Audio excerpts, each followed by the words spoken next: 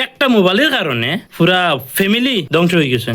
আজকে একটা মোবাইল নিছিল একটা ছেলে, আইফোন, ওটা নিয়ে একটা বহুত বড় একটা হাস্যা হয়ে গেছে। ওটা নিয়ে আজকে আইছি।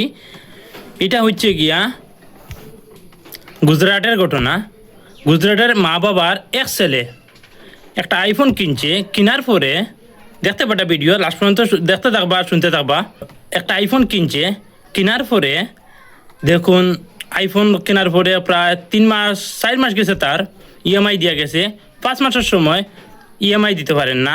মা বাবার লগে গড় লড়াই করিয়া, মা বাবার লগে পুরা ঝগড়া করছে, করিয়া কইছে আমি মরি যামু, কইয়া ফাড়ো গেছে গা জঙ্গলের উপরে, ও ফাড়ো উঠিয়া কইয়া মরি যামু।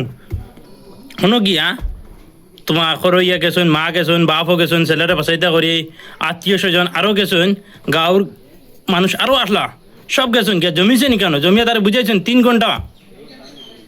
ঘন্টা বুঝানির পরে গিয়া ছেলে কথা মানছে না, কয় না মরজিমু, আমারও আইফোন লাগে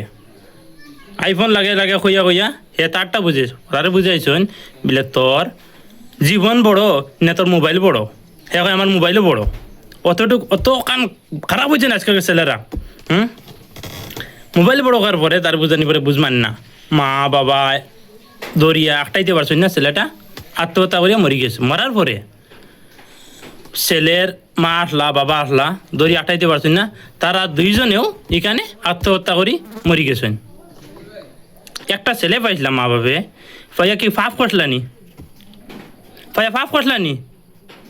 ছেলে যে বুঝ মানল না, এটা কমেন্টের মধ্যে জানাইবা আমার।